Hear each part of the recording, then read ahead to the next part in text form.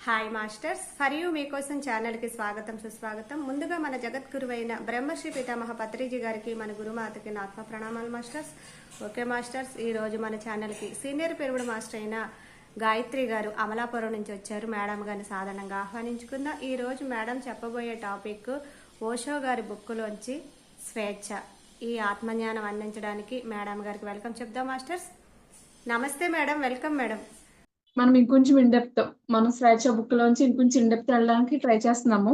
నిన్న మనం పిల్లల పెంపకం గురించి, అంటే ఎక్కడి నుంచి మనకి స్వేచ్ఛ అనేది మొదలవుతుందో అది మనం తెలుసుకోవడానికి ట్రై చేస్తున్నాము. నిన్న ఎక్కడ ఆగామంటే ఆ స్కూల్స్ దగ్గర ఆగాం. మన పిల్లల్ని ఏ విధంగా మనం ట్రైన్ చేయాలి, అసలు మనం పిల్లల్ని స్కూల్ కి ఎందుకు పంపుతున్నాము అనే విషయం మనకి తెలియాలి అని మనం మాట్లాడుకున్నాం నిన్న. ఇంకొంచెం దాంట్లో ఇన్ డెప్త్‌కి వెళ్తే నేను చెప్పాను కదా మీకు, స్కూల్‌కి పంపించడం వల్ల ఇప్పుడు జనరేషన్ పిల్లలకైతే నాకు తెలిసి ఎటువంటి ఉపయోగము లేదు. కానీ ఈ సమాజంలో బ్రతకాలి అంటే వాళ్ళకి కొంచెం నాలెడ్జ్ అవసరం కాబట్టి మనం అందరిలానే స్కూల్‌కి పంపేస్తున్నాము. కానీ స్కూల్స్‌కి వెళ్ళడం వల్ల వాళ్ళకి నిజమైన సత్యం గాని, వాళ్ళేంటో వాళ్ళు తెలుసుకోవడం గాని, ధర్మం కానీ, ఈ ప్రేమ గాని, కరుణ గాని ఇవన్నీ వాళ్ళకి స్కూల్‌కెళ్తే తెలుస్తాయంటారా? అస్సలు తెలీవు. వాళ్ళకి స్కూలుకి వెళ్ళడం వల్ల వాళ్ళకి తెలిసేదేంటంటే, కేవలం చదువు. ఆ చదువులో అసలా మి అస్సలైన నాలెడ్జ్ ఏముంది? ఒక సైన్స్ గురించి, ఒక సోషల్ గురించి, ఒక తెలుగు గురించి, ఆర్ట్ గురించి, ఈటి గురించి ఉంటది గానీ, మనిషి మనుగడకి, జీవితాన్ని సాధించడానికి, జీవితంలో కొన్ని కొన్ని సమస్యలు ఎదుర్కోవడానికి, ఇటువంటి అన్నిటికి స్కూల్స్‌కి వెళ్లి ఆ బుక్స్‌లో చదివే వాటి వల్ల వాళ్ళకి ఎటువంటి యూజు ఉండదు. కానీ ఆ నాలెడ్జ్ వాళ్ళకి దేనికి ఉపయోగపడతది అంటే, ఈ సమాజంలో కొంతమంది మధ్యలో బ్రతకడానికి కేవలం మనకి ఉపయోగపడద్దనమాట. సో, మనం స్కూలుకి పంపిస్తున్నప్పుడు పిల్లల్ని మీరు ఫస్ట్ రావాలి, నువ్వుకెందుకు రావట్లేదు, ఎందుకిలా నువ్వు చదవకుండా మడ్డులా ఉంటున్నావు, నీకు ఆటలంటేనే ఎందుకిష్టం, ఎందుకు చదువు రావట్లేదు అది ఇది అని మనం పిల్లల్ని ఎప్పుడు పాయింట్ ఔట్ చేసి ఆర్గ్యూ వాళ్ళతో చెయ్యొద్దు. వాళ్ళని వాళ్ళలాగే ఉండనిస్తూ, నువ్విలా ఉంటే కరెక్ట్ కాదని మనం గైడ్ చేయాలి. అంతవరకే తల్లిదండ్రుల బాధ్యతనమాట. మనము స్కూలుకి పంపిస్తున్నాము. పంపించిన తర్వాత వాళ్ళని మనం ఏం చేయాలంటే, వాళ్ళకి వాళ్ళ టీచర్ చెప్పే 40 మినిట్స్ పీరియడ్‌లో వాళ్ళకి ఆ సబ్జెక్ట్ వాళ్ళకి అర్థమవుతుందా లేదా? ఒక బుక్ ఇస్తే వాళ్ళు చదవగలుగుతున్నారా లేదా? అంటే మినిమమ్ నాలెడ్జ్ వాళ్ళకి తెలుస్తుందా లేదా అనే దాని మీద కేవలం దృష్టి పెట్టండి తప్ప, నువ్వు ఫస్టే రావాలి, 100కి 99 మార్కులు రావాలి, చదువు లేకపోతే శూన్యము అది ఇది అని చెప్పి దయచేసి పిల్లల్ని మన ఇష్టాయిష్టాలతో వాళ్ళని రుద్దొద్దు. వాళ్ళకంటూ కొన్ని ఇష్టాయిష్టాలుంటాయి. అవేంటో తెలుసుకొని వాటిని మనం ప్రోత్సహించడానికి ట్రై చేస్తే వాళ్ళు ఒక నెక్స్ట్ లెవెల్‌లో తయారవుతారనమాట. దీని యొక్క ముఖ్య ఉద్దేశ్యం అదే. ఓషో చెప్పే ప్రతి దాంట్లోని చాలా నిగూఢ రహస్యాలు, నిగూఢమైన అర్థాలు ఉంటాయన్నమాట. అందులో మినిమమ్‌గా మనం అర్థం చేసుకుంటే, ఫస్ట్ స్వేచ్ఛ అనేది మనం ఎక్కడ కోల్పోయామంటేనంటే, మన చిన్నతనంలో మన తల్లిదండ్రుల దగ్గర నుంచి మనం కోల్పోయామంట.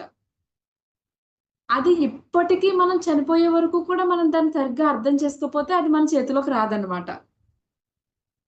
ఎప్పుడైతే అది మనం అర్థం చేసుకొని దేనికోసం స్వేచ్ఛ కావాలనుకుంటున్నాం, దేని నుంచి స్వేచ్ఛ రావాలనుకుంటున్నాం, ఏం సాధించడానికి మనకి మన స్వేచ్ఛ కావాలి అని ఇప్పుడు మనం తాపత్రయపడుతున్నాం అనే దాన్ని మనం అర్థం చేసుకోకపోతే, చిన్న చిన్న వాటి కోసం మన స్వార్థం కోసం, నా కోసం అని మనం ఆ స్వేచ్ఛను ఎతుక్కున్నామంటే మన స్వేచ్ఛ మన కోసం రాదంట. అందుకని ఇందులో ముఖ్యమైన పాయింట్ ఫస్ట్‌లోనే నేను మీకు బుక్ స్టార్ట్ చేసినప్పుడే చెప్పాను. ప్రతి ఒక్కరు ఆధ్యాత్మిక స్వేచ్ఛ కావాలని మాస్టర్స్‌ని అడగండి. ఏదైతే స్వేచ్ఛ కావాలో మనం అది కోరుకుందామని మీకు మెడిటేషన్‌లో కూర్చోబెట్టినప్పుడు చెప్పాను కదా! దాని యొక్క అర్థం ఏంటంటే, మనం అసలైన స్వేచ్ఛను కోరుకున్నప్పుడే మనకి ఏదైతే స్వేచ్ఛ రావాలో అది రాబడుతదనమాట. మనం ఆల్రెడీ స్పిరిచువాలిటీలో ఈ ఆధ్యాత్మికతలో ఉన్న వాళ్ళమందరము ఎప్పుడూ నా అనే ఆలోచన మనకుండదు. గమనించాం కదా మనమందరం. మనం ఎప్పుడూ కూడా మన, సమాజం, తోటివారి కోసం, తోటి జీవుల కోసం ఎప్పుడూ ఆలోచిస్తూ ఉంటాము. అలాంటి తోటి ఆలోచనలు, తోటి వాళ్ళ కోసం ఎప్పుడైతే ఆలోచిస్తూ, వాళ్ళే ఎప్పుడూ ఆనందంగా ఉండాలి, ఎప్పుడూ సుఖ సంతోషాలతో ఉండాలని ఆలోచిస్తూ మొదలుపెడతామో, అప్పుడు ఖచ్చితంగా మన స్వేచ్ఛ మన చేతిలోకి రాబడతదనమాట. మన మన స్వార్థం కోసమయితే ఏది మనకి రాబడదు. మనకందరికీ తెలుసు కదా! మనకి స్పిరిచ్యువల్ లా ఏంటి? ఏదిస్తే అదే పొందుతాం. ఫస్టు మనం మన పిల్లలకి స్వేచ్ఛ ఇవ్వడం మొదలుపెడితే, మనకి స్వేచ్ఛొస్తదంట. ఎంత బావుందో చూడండి ఈ పాయింట్. మనం ఏం చేస్తామంటే పిల్లల స్వేచ్ఛను హరించేస్తూ ఉంటాము. అది రిటర్న్ మనకేమవుతది? మన స్వేచ్ఛ క్లోజ్ అవుతూ ఉంటది. మన చుట్టూ బాండింగ్స్ ఏర్పడుతూ ఉంటాయి. అలా కాకుండా మనం మన పిల్లలకి స్వేచ్ఛ ఇవ్వడం మొదలుపెట్టినప్పుడు, మన స్వేచ్ఛ మనకి రావడం మొదలుపెడద్దనమాట. మరి స్వేచ్ఛ ఇవ్వాలంటున్నారు కదా పిల్లలకి, వాళ్ళు ఏది చెప్తే చేయించమంటారా? అని కొన్ని డౌట్స్ ఒస్తాయి మనకి. కదా! ఈ బుక్ చదివినప్పుడు నాకు అలానే బుర్ర పని చేయలేదు నిజంగా చెప్పాలంటే. అయ్య బాబోయ్! ఇంత దారుణంగా ఉందేంటి? ఎలా పెంచాలి పిల్లల్ని? ఓషో మరి ఇంతలా చెప్తున్నారు. ఈ సమాజంలో వాళ్ళు చెప్పినట్టు వాళ్ళని వదిలేస్తే ఇంకేమైనా ఉందా అని. అప్పుడే నాకొచ్చిన నా అనుభవం ద్వారా నాకొచ్చిన థాట్ ఏంటంటే, ఏదైతే సత్యం ఉందో అది చెప్పటము, వదిలేయవలసిన పరిస్థితుల్లో. ఫర్ ఎగ్జాంపుల్ ఆడుకోవడానికి వెళ్తున్నారంటున్నారు. మాకు ఇంటి పక్కనే పార్క్ ఉంటది. ఆడుకోవడానికి వెళ్తానంటున్నారు. ఆడుకోవడానికి వెళ్ళిన ప్రతిసారి ఏదో ఒక దెబ్బ తగిలించుకు రావడం అలవాటు వీళ్ళకి. ఎందుకంటే ఆ హుషారులో ఉంటారు వాళ్ళు. పార్క్‌కి వెళ్ళొద్దు. కింద ఆడుకోండి. గ్రౌండ్‌లో ఆడుకోండి అని ఎన్ని సార్లు చెప్పినా పార్క్‌కి వెళ్తానంటారు. అక్కడ మనకి ఈ నాలెడ్జ్ అంతా తీసుకున్నప్పుడు నేనేం చేస్తున్నాను ఒక విధంగా చెప్పాలంటే పార్క్‌కెళ్ళొద్దని చెప్పి నేను వాళ్ళ స్వేచ్ఛని, వాళ్ళ ఆనందాన్ని, ఆళ్ళ ఇష్టాన్ని అన్నిటిని హరిస్తున్నాను. కింద ఆడుకోమని నేను మళ్ళీ ఆర్డర్ చేస్తున్నాను. సరే. ఇది కాదని చెప్పి ఏం చేశానంటే, పార్క్‌కెళ్తే నేను నిన్నెందుకు ఆపుతున్నానంటే, నీ మీద నిన్ను ఆర్డర్ చేయాలని, నీ మీద ఇష్టం లేక నువ్వు ఆడుకుంటుంటే నాకు ఇబ్బందని కాదు. నువ్వు పార్క్‌కి వెళ్తుంటే, అక్కడ ఆడుకుంటుంటే నువ్వు అస్తమాను పడొస్తున్నావు. నీకు దెబ్బలు తగులుతున్నాయి. నువ్వు ఇంటికి దెబ్బలతో వస్తుంటే, నీతో పాటు నేను బాధపడవలసొస్తుంది. అందుకని నేను నిన్నొద్దంటున్నాను. నువ్వు ఆడుకోవడం వల్ల నాకెటువంటి ఇబ్బంది లేదు. కింద ఆడుకున్నా నో ప్రాబ్లమ్, గ్రౌండ్‌లో ఆడుకున్నా నో ప్రాబ్లమ్, పార్క్‌లో ఆడుకున్నా నాకు నో ప్రాబ్లమ్. నువ్వు జాగ్రత్తగా ఉండడం నాకు ఇంపార్టెంట్. ఇలా చెప్పడం మొదలుపెట్టాననమాట. అప్పుడేమైందంటే వాళ్ళకి ఆహా! అమ్మ ఎందుకు చెప్తుంది? నన్నక్కడికి వెళ్ళొద్దని చెప్పడం కాదు, దీనికోసం చెప్తుంది. అని వాళ్ళకి ఖచ్చితంగా పిల్లలనుకుంటాం గానీ, వాళ్ళ మైండ్, వాళ్ళ పవర్ చాలా షార్ప్‌గా పనిచేస్తది నిజంగా. మనం చెప్పే విధంగా చెప్పాలే కానీ, చాలా బాగా అర్థం చేసుకుంటారు. కొన్ని కొన్ని విషయాలు అర్థం చేసుకోలేకపోయినప్పటికీ, ఆ మాటని పదే పదే ఒక 10-20 డేస్ కంటిన్యూయస్‌గా కొంతమంది పిల్లలు చూడండి గమనించండి చాలా మొండి అల్లరి, మూర్ఖంగా నాకదే కావాలి, ఇస్తావా ఇవ్వవా అని కూర్చునే వాళ్ళని చాలా మందిని చూస్తాం కదా! వాళ్ళు మాత్రం ఒక్కసారి, 2 సార్లు చెప్తే మాత్రం ఖచ్చితంగా వినరండి. వాళ్ళకి మనం ఏం చేయాలంటే రోజు ఒక స్పూన్ ఎలా పెడుతూ ఉంటామో, అలాగా మనం ఏదో ఒక టైంలో వాళ్ళు కొంచెం హ్యాపీ మూమెంట్‌లో ఉన్నప్పుడు, మనం ఏదైతే వాళ్ళని మార్చాలని అనుకుంటున్నామో, అది ఒక 21 డేస్ కంటిన్యూయస్‌గా ఒక ప్రాజెక్ట్‌లాగా మనం దాన్ని చేయాలనమాట. 22nd డే నుంచి వాళ్ళ మైండ్ రిసీవ్ చేసుకోవడం మొదలు పెడుద్ది. ఎలాంటి వాళ్ళకంటే, మరీ ఎక్కువ మొండిగా ఉన్న పిల్లలకి. నార్మల్‌గా ఇనేవాళ్ళకి నో ప్రాబ్లమ్. చాలా ఉంటది పిల్లల పేరెంటింగ్ విషయం ఇది మనకి ఓషో బుక్స్‌లో అర్థమవుతది. చాలా మనం ట్రైన్ చేయగలుగుతాం మన పిల్లలననమాట. అది నేను ఈ బుక్ నుంచి ఇప్పుడు అంటే మీకొచ్చిన డౌట్స్‌ని క్లారిఫై చేయడానికి అంటే ఇప్పుడున్న విధానంలో పిల్లల్ని ఎలా చెప్తే అలా వదిలేయమంటారనే దానికి మీకు నేను అర్థమయ్యేలాగా ఎగ్జాంపుల్ చెప్పాను అనుకుంటున్నాను. మనకున్న ప్రాబ్లమ్ ఏంటి? వాళ్ళ వల్ల మనం ఇబ్బంది పడుతున్నామనే దాన్ని మనం వాళ్ళకి ఎక్స్‌ప్లనేషన్ ద్వారా చెప్పి, నువ్విలా ఉండడం కరెక్ట్ కాదని చెప్పాలి. అప్పుడు కూడా వినకపోతే మనకి 3 మార్గాలున్నాయి. ఏంటది? దండించడం, కళ్ళతో చెప్పడం, తర్వాత శిక్షించడం. ఖచ్చితంగా చేయవలసిందే. మొక్కై వంగనిది మానై వంగుతుందా? నిజమే కదా అది. మొక్కై వంగనప్పుడు మానై ఎలా వంగుతది? వంగనే వంగదు. మనం చిన్న పిల్లలుగా ఉన్నప్పుడే వాళ్ళని తీర్చిదిద్దాలి కానీ, పెద్దెదిగితే వాళ్ళు మారరు. సో, ఫస్ట్ మనం మాటలతో వాళ్ళకర్థమయ్యేలా చెప్పడం. తర్వాత కొద్దిగా దండించడం. తర్వాత తగిలించడం. చెయ్యవలసిందే. చెయ్యను. మా పిల్లలు కొట్టడమే నాకిష్టం లేదు అంటే, ఈ పిల్లల ద్వారానే రేపొద్దున్న మనకి ఏముంటది? భావి భారతం అంతా ఈ పిల్లల మీదే ఆధారపడి ఉంటది. మన పిల్లల్ని ఇష్టమొచ్చినట్లు పెంచేసి వదిలేసి, స్వేచ్ఛను వాళ్ళకిచ్చేస్తున్నామని అనుకుంటే, వాళ్ళని మనం ఈ భూమి మీదకి తీసుకొచ్చి, మనం ఏ ఉపయోగం చేసిన వాళ్ళం అవ్వం మాస్టర్స్. వాళ్ళని ఈ భూమి మీదకి మనం తీసుకొచ్చాము అంటే, వాళ్ళ వల్ల కనీసంలో కనీసం ఉపయోగం ఉండాలి వాళ్ళకి. కదా! మనకి ఏ ఉపయోగం అవసరం లేదు. మనం అన్నీ తెలుసు కాబట్టి, మనం ఈ నేచర్ కోసం అన్ని వర్క్స్ చేసేస్తాం. కానీ పిల్లల్ని కూడా మనం అదే విధంగా ట్రైన్ చేయాలన్నమాట. ఓకే. ఇప్పుడు ఈ పిల్లల ఇదంతా ఓకే. ఈ సబ్జెక్ట్ ఓకే. ఇప్పుడు ఈ బానిసత్వం అనేది మనకి ఎప్పుడు వస్తది? ఏదిస్తే అది వస్తదన్నప్పుడు మన పిల్లల దగ్గర నుంచి మనం ఇది మార్చుకుంటూ మొదలుపెట్టినప్పుడు మనకి స్వేచ్ఛ రాబడతదనే నిగూఢార్థం ఇందులో దాగి ఉంది. మనం ఇవ్వడం మొదలుపెట్టినప్పుడు మాత్రమే అది వస్తది. ఇప్పుడు ఇంకొంచెం ఇన్ డెప్త్‌కి వెళ్తే, ఇప్పుడు కొన్ని మతాలు గాని, ఇక్కడ ఇందులో ఉన్నదనమాట. ఆ పాయింట్ ఏంటంటే, అన్ని మతాలు, అన్ని సంస్థలు అధికారవాదంతో కూడుకున్నవే. అవి అలా ఎందుకుంటాయని మీకు చెప్పవు. కానీ చెప్పిన పని చేయండి. జీసస్ ఇలా చెప్తున్నారు, అలా చెప్తున్నారు. కృష్ణుడని ఇది, అదే అని అన్నీ చెప్తారు కదా! అసలా ఈ బుక్‌లో కొన్ని పాయింట్స్ ఉంటాయన్నమాట. దేవుడు మరణించాలి అని ఉంటది. దేవుడు మరణించడం ఏంటి? దేవుడసలు మరణించడం ఏంటి? ఆ! దేవుడు మరణిస్తేనే మీకు కొన్ని అర్థమవుతాయి. దేవుడనేవాడు ఉండకూడదు. దేవుడు మరణించాలి అని అంటే చాలా ఇన్ డెప్త్‌గా ఇందులో ఒక 2, 3 పేజెస్ చాలా ఇన్ డెప్త్‌గా ఇందులో చెప్పడం జరిగిందనమాట. వెళ్ళు. సో, ఇప్పుడు ఈ దేవుడు మరణించడం ఏంటి అనే క్వెషన్ మనకు ఖచ్చితంగా ఈ బుక్ చదివిన వాళ్ళు ప్రతి ఒక్కరికొస్తది. ఇలా చెప్తున్నారేంటి? దేవుడు మరణించడం ఏంటి? దేవుడనేవాడు అసలు లేడని చెప్పడం ఏంటి? అది ఇది అని చెప్తే ఓషో అంటే ఓన్లీ ఒక ఓషో బుక్స్‌లో ఉన్న మెయిన్ థింగ్ ఏంటంటే, ఓషో ఏదన్నా గట్స్‌తో చెప్తారనమాట. అంటే సత్యాన్ని సత్యంగా బద్దలు కొట్టి చెప్పడంలో ఓషోని మన సార్ తర్వాత ఓషోని మించిన వారు ఎవరు లేరు. అది నేను ఖచ్చితంగా ఈ బుక్స్ కొన్ని నేను చదివున్నాను కాబట్టి నేను మీకు అది ఖచ్చితంగా నేను చెప్పగలననమాట. ఆయన ఒక పాయింట్ చెప్పారు అంటే, అది సత్యమై ఉంటేనే చెప్తారు. లేదంటే చెప్పరు. అది కూడా ఆయన అనుభవంతో మాత్రమే చెప్పిందై ఉంటది. మీకు నేను ఆల్రెడీ నిన్నో మొన్నో చెప్పాను.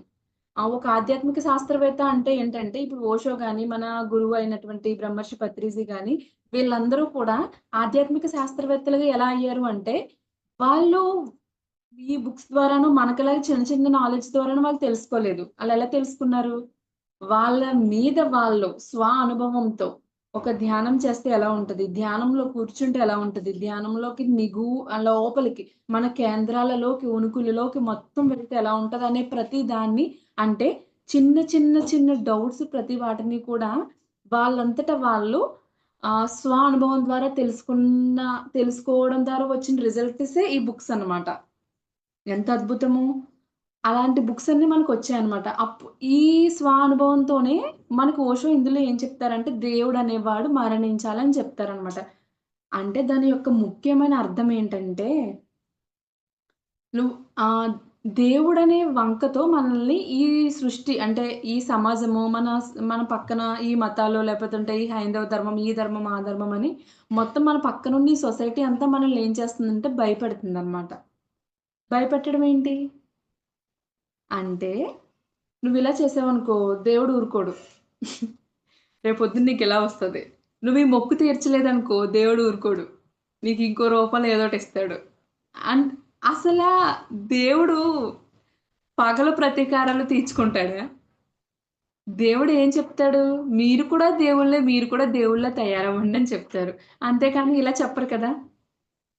అందుకని ఈ ఓషో ఇందులో పర్టిక్యులర్‌గా ముఖ్యంగా ఇలా అని చెప్తారనమాట. ఏంటంటే ఇది మరణించాలి అని. ఏంటి? దేవుడనే వాళ్ళు మరణించాలి అని. అంటే దాని అర్థం ఏంటంటే అదే అన్నమాట. దేవుడనేవాడు ఎక్కడా లేడు. ఎవరు చూసారు దేవుళ్ళని? చూసిన వాళ్ళు చూసినట్టు ఓకే. వాళ్ళిప్పుడు ఎంతో భక్తితో, శ్రద్ధతో ఇందులో ఒక చిన్న ఈ దేవుడికి సంబంధించి ఒక స్టోరీ కూడా ఉంటదనమాట. ఏంటంటే చాలా భక్తి శ్రద్ధలతో పూజ రోజు చేసేస్తూ ఉంటారు. నీకు ఆ దేవుడొచ్చి ఇది ఇస్తాడు, ఈ దేవుడొచ్చి ఇది ఇస్తాడు. నువ్వు ఈ అభిషేకం చెయి, ఇది చెయి, ఇది చెయి అంటే ఎన్ని అభిషేకాలు చేసినా, ఎన్ని చేసినా నా కోరిక తీర్చట్లేదు స్వామి. నేను ఇంకా ఏం లోటు చేశాను చెప్పు అని ఇంకా అడుగుతున్నాడంట. అడుగుతుంటుంటే అప్పుడు అక్కడే ఇలాంటి వ్యక్తులెవరో అంటే మన ఓషో టైప్ ఆఫ్ ఆధ్యాత్మిక శాస్త్రవేత్తలెవరో వచ్చి, "నాయనా దేవుడనేవాడు నువ్వు ఎన్ని పూజలు చేసినా, అలాగే ఎంతమందిని నరుక్కుంటూ వెళ్ళిపోయినా, నువ్వు ఆయన అలానే ఉంటారు విగ్రహ రూపంలో. ఆయన నీకొచ్చి ఎటువంటి సమాధానం చెప్పడు. ఎటువంటి హామీలు ఇవ్వడు. ఎటువంటి వరాలు ఇవ్వడు" అని అడిగితే, "మరి నేనేం చేయాలి? నాకు దేవుడు కావాలి. అందరూ దేవుడున్నాడని చెప్తున్నారు. నీకు ఏ సమస్య వచ్చినా, ఏ ఇబ్బందొచ్చినా, ఏ ప్రాబ్లమ్ వచ్చినా దేవుడి దగ్గరికెళ్లి దండం పెట్టని చెప్తున్నారు. మరి నేనేం చేయాలి?" అని అడిగితే, అప్పుడు ఏం చెప్పాడంటే, దేవుడు నా దగ్గరకు వచ్చి దండం పెట్టమని, దేవుడు నీ దగ్గరకు వచ్చి ఇది చేయమని నీకు చెప్పలేదు. నాకు దీనికి సమాధానం కావాలి. నాకు సరిగ్గా అర్థమయ్యేలా చెప్పండి అని ఆ స్వామీజీని ఈ వ్యక్తి అడుగుతున్నప్పుడు, ఆయన ఏ సమాధానం చెప్పకుండా సైలెంట్‌గా ఇలా ఆయన ఏ పద్ధతిలో మెడిటేషన్‌లో చేస్తారో ఆ పద్ధతిలో ధ్యానంలో కూర్చుండిపోయారంట. ఒక నిమిషం చూసి 2 మినిట్స్ అలా చూసి తట్టి లేపి ఆ స్వామిని, "స్వామీజీ నాకు సమాధానం చెప్పకుండా అలా కూర్చొని ఉండిపోయారేంటి మౌనంగా" అని అడుగుతారనమాట. "నేను నీకు ఆల్రెడీ సమాధానం చెప్పాను నాయనా నువ్వు అర్థం చేసుకోవడంలోనే ఉంది" అంటారంట. అనేసి మళ్ళీ, మళ్ళీ ఆయన ఏ పద్ధతిలో మెడిటేషన్‌లో చేసుకుంటారో అలానే కూర్చొని ఉండిపోయారనమాట. కూర్చొని ఉండిపోయేసరికి మళ్ళీ 2 మినిట్స్ చూసిన తర్వాత ఓకే. నాకర్థమైంది. అంటే మీరిలా ఇలా నిశ్శబ్దంగా కూర్చొనుండాలని చెప్తున్నారా? అని అడుగుతాడనమాట. దీని పేరే ధ్యానం. నువ్వు ధ్యానం చేస్తే నీకున్న అస్సలైన సమస్యలు కానీ, నీకున్న ఈ ఏంటంటారు అనుమానాలు. దేవుడెందుకు రావట్లేదు? ఎన్ని పూజలు చేసినా ఆ విగ్రహం అలానే ఎందుకుంటుంది? సమాధానం ఎందుకు చెప్పట్లేదు? ఇటువంటి అవి చిన్న చిన్న డౌట్సే గానీ, వాటికి సమాధానం మనకు దొరకదు కదా! ఇటువంటి వాటికన్నిటికి నీకు సమాధానం దొరుకుద్ది అని చెప్తే, దీని ఆన్సర్ నేను ఒక్క ముక్కలో చెప్పాలంటే నీకు దీని పేరు ధ్యానం అని చెప్తారనమాట. ధ్యానం అని చెప్పగానే ఇన్ని డౌట్స్, ఇన్ని క్వెషన్స్, ఇన్ని అనుమానాలు, ఇన్ని సమస్యలకి ఇంత చిన్న సమాధానమా? ఓన్లీ ధ్యానమా? అని అడుగుతాడంట. ఇంకొంచెం పెద్దగా చెప్పాలంటే ఎలా చెప్పాలి అని అడుగుతారంట. అప్పుడు ఆయన ఎక్కువ యోగులు, అలాగే మన ఆధ్యాత్మిక శాస్త్రవేత్తలు, ఈ గొప్ప గొప్ప మహావీరులందరూ ఏం చేస్తారంటే, ఆళ్ళ టైంని ఎక్కువ వృధా చేసుకోరు కదండీ! సో, ఆయనకి ఈయనతో వాగడం అనవసరని చెప్పి, నోటితో ధ్యానం అని చెప్పి, ఇంకొంచెం పెద్దగా చెప్పమని అడిగితే ఏం చేశారంటే, పెద్దగా పక్కనున్న ఇసుకలో ధ్యానం అని రాసారంట. రాస్తే, అదేంటి మీరు నోటితో చెప్పిందే నేను కొంచెం పెద్దగా చెప్పమంటే, పెద్ద పెద్ద అక్షరాలతో ధ్యానం అని ఇంకా పెద్దగా రాసారు. రెండిటికి ఒకటే కదా అర్థం అని అడిగారంట. అడిగితే, "నువ్వు నన్నింక అనుమానాలు ఈ ఈ డౌట్స్‌తో, ఈ క్వెషన్స్‌తో దయచేసి నా బుర్ర తినొద్దు నాయనా.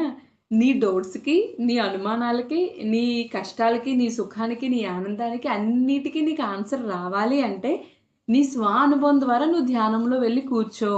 అప్పుడు నీకు ఆటోమేటిక్‌గా నీకు అన్నీ వస్తాయి. నన్నింకా అంటే ఇండైరెక్ట్‌గా నా బుర్ర తినొద్దు. నీ ధ్యానం నువ్వు చేసుకుంటే నీకు అన్ని ఆన్సర్స్ వస్తాయి" అని చెప్పారనమాట. అప్పుడు దానికి ఒక ఏంటంటారు దీన్ని? ఇన్ డెప్త్‌గా దీనికి అర్థం ఏమని చెప్పారంటే, కూర్చున్న తర్వాత ధ్యానంలో నిశ్శబ్దాన్ని అంటే మన చుట్టూ ఎప్పుడు చూడండి గమనించండి నిశ్శబ్దమే ఉంటది. ఏదన్నా నాయిస్ గాని, ఏదన్నా సౌండ్ గాని, ఏదన్నా శబ్దం, పెద్ద శబ్దం గాని, చిన్న శబ్దం గాని ఏది వచ్చినా అది మనం క్రియేట్ చేసిందే. అవునా కాదా? ఒక హారన్ సౌండ్, ఒక చిన్న మనం నడిచిన సౌండ్. అంటే ఏ సౌండ్ అనే వచ్చింది అంటే అది మనం క్రియేట్ చేసిందే. కానీ విశ్వంలో ఉన్నదేంటి ఓన్లీ నిశ్శబ్దం. నిశ్శబ్దమే ఉందంట ఓన్లీ విశ్వంలో. ఈ విశ్వంలో. భూమి కాదు అనంత విశ్వంలో ఓన్లీ నిశ్శబ్దమే ఉందంట. సో, ఆయన ఏం చెప్పారంటే ధ్యానంలో కూర్చున్నప్పుడు నాయనా నిశ్శబ్దాన్ని నిశ్శబ్దంగా గమనించు. ఈ విశ్వంలో ఉన్న నిశ్శబ్దాన్ని నువ్వు నిశ్శబ్దంగా గమనించు. నీ కేంద్రాలలోకి నువ్వు వెళ్ళు. నీ ఉనికేంటో నువ్వు తెలుసుకో. నీ కేంద్ర లోపల అంటే కేంద్రం అంటే ఎక్కడికి వెళ్తుందో చూడండి దాని అర్థం. కేంద్రం అంటే ఏంటి? ఇంత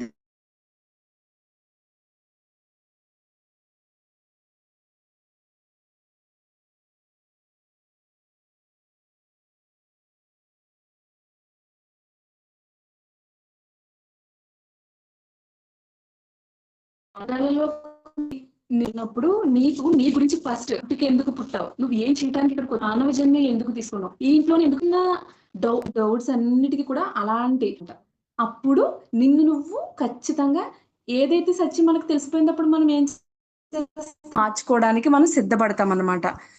అంటే మనకి సమాధానం దొరకని ప్రతి ప్రశ్నకి, ప్రతి సమాధానం రాని ప్రతి సమస్యకి దేని నుంచి మనకి సమాధానం వస్తది అంటే ధ్యానం ద్వారా. ఎలాంటి ధ్యానం? మన కేంద్రాలలోకి వెళ్ళేంత ధ్యానం మనం చేస్తే మనకి అలాంటి సమాధానం అంటే మనకి ఆన్సర్స్ అన్నీ మనకి ఆటోమేటిక్గా వస్తూ ఉంటాయి అని మనకి చెప్పడం అన్నమాట. సో మనం ఈ రోజు ఏంటంటే దేవుడు అనేవాడిని మనం ముందు అర్థం చేసుకోవడం మొదలు పెట్టాలి. ఎలాంటి మనకి అభయాలు, వరాలు ఇవ్వడానికి భగవంతులు లేరు. మనల్ని కూడా భగవంతులు అవ్వమని మనకి చెప్పడం కోసం వాళ్ళు ఉన్నారు కేవలం. అంతేగాని భగవంతులు మనకి ఏం చేసేసి మనకి తెలుసు ఆ విషయం. కానీ మనం నమ్మం. గుడ్డిగా ఉంటామనమాట. ఎందుకంటే మనకు మన తల్లిదండ్రులు, మనకి ఈ సొసైటీ ఇదంతా మనకి ఏం నేర్పారంటే భగవంతుడు చూసుకుంటాడమ్మా అన్నీ. నువ్వు అలా శాంతంగా ఉండు, ధైర్యంగా ఉండు, అది ఇది అని చెప్పడం మనకు అలవాటు చేశారు కాబట్టి, మనం అదే అలవాటుతో గుడ్డిగా వెళ్ళిపోతూ ఉంటాం గానీ, మనమే భగవంతులు అనే విషయం మనం అర్థం చేసుకోవడానికి మనకి చాలా టైం పడతది. కదా! సో, ఇక్కడ మనకేంటంటే ఒక మనిషికి పూర్తి స్వేచ్ఛ దక్కాలి అంటే, ముఖ్యంగా ఇందులో భాగంగా దేవుడనేవాడు మన దృష్టిలో మరణించాలనమాట. మరణించి మనం ఆ దేవుడితోనే సమానము. మనకు కూడా దేవుడికి ఎంత శక్తి ఉందో అంత శక్తి మనకుంది. ఆ శక్తి మనకి దేని నుంచొస్తది అంటే ధ్యానం నుంచొస్తది అనే విషయాన్ని మనం ముందు అర్థం చేసుకోవడం మొదలుపెట్టాలి. అప్పుడు మనము ఈ మన లోపలున్న ఈ దేవుడు అనే భయం గాని, ఈ దేవుడు అనే ఇది అంటే ఏదో వచ్చి దేవుడు చేస్తాడు అనేవివన్నీ మనకి లోపల పోయినప్పుడు మనం ఆటోమేటిక్‌గా ఒక విధమైన స్వేచ్ఛ మన లోపలికి రాబడతదంట. అప్పుడు మనకి స్వేచ్ఛ అనేది కొంచెం కొంచెంగా మన లోపలికి అంటే చూడండి మనం ఒక ధ్యానంలో కూర్చున్నప్పుడు ముందు ఫస్టే మన లోపలికంతా విశ్వం అంటే కాస్మిక్ ఎనర్జీ విశ్వశక్తి పాస్ అవ్వదు. ముందు మన హెడ్ మన తలలోకొచ్చి కొంచెం కొంచెంగా ఇలా ఇలా ఎళ్ళాలి మొత్తం పాత్ర నిండడం మొదలుపెడద్ది. అదే విధంగా మనకి ఇలాంటివన్నీ చిన్న చిన్న పాయింట్స్ తెలుసుకున్నప్పుడు మనం ఆ స్వేచ్ఛలోకి కొంచెం కొంచెంగా బయటికి రావడం మొదలు పెడతామనమాట. ఆ స్వేచ్ఛ అనేది మనకి రాబడతది. యాక్చువల్లీ జంతువులకైతే చాలా స్వేచ్ఛ ఉంటదంటండి. అందుకే మనిషి జంతువులా తయారవ్వాలని చెప్తారనమాట ఓషో గారు. మనిషి జంతువులా కాకుండా, మనిషిలా కాకుండా మధ్యస్థంగా మిగిలిపోయాడంట. అందుకే స్వేచ్ఛ రావట్లేదంట. అంటే మనిషికి ముఖ్యంగా ఉండవలసింది మానవత్వం, కరుణ అంటండి. ఆ 2 ఉంటే మనిషి పూర్తిగా మనిషిగా ఉంటాడంట. ఆ 2 కోల్పోయి అటు జంతువు కాకుండా, ఇటు మనిషి కాకుండా మధ్యస్థంగా మిగిలిపోయాడంట. ఆయన చెప్పేవి ఎంత బావుంటాయో. మనిషి మనిషిలా లేడు జంతువులా ఉన్నాడు అని. నిజంగానే ఇప్పుడు మనకు చుట్టూ ఉన్న ప్రపంచాన్ని చూస్తుంటే మనిషి అసలు నిజంగా మనిషిలానే ఉంటున్నాడా? ఒక మృగంలా బతుకుతున్నాడు. ఏం చేస్తున్నాడో వాడికే తెలియట్లేదు. ఎందుకు చేస్తున్నాడో వాడికే తెలియట్లేదు. ఇలాంటి చిన్న చిన్న మనం అన్నీ నేర్చుకున్నప్పుడు కొంచెం ఓహో! మనిషి అంటే ఇలా ఉంటాడా అని ఇప్పుడు మనకి తెలుస్తుంది కదా! సో, మనము ఈ నాలెడ్జ్‌ని తీసుకున్నప్పుడు వినేసి వదిలేయడం కాకుండా మనం చిన్న చిన్న పాయింట్స్‌ని మనం అప్లై చేసినప్పుడు మనకి వాటి యొక్క రిజల్ట్ వస్తది. మనకి స్వేచ్ఛ రావాలి అంటే ముందు మనం అందరికి స్వేచ్ఛ ఇవ్వాలి. ఎలా ఇవ్వాలి? ఇవ్వవలసిన దానికి ఇవ్వాలి. బంధించవలసిన వాటికి బంధించాలి. అలా చేస్తూ ఉన్నప్పుడు మనకి స్వేచ్ఛ రాబడుతదనమాట. Thank you madam. Thank you so much madam. For you మీకోసం మన ఛానల్కి వచ్చి ఎంతో గొప్ప ఆత్మజ్ఞానాన్ని అందించారు మేడం. Thank you madam.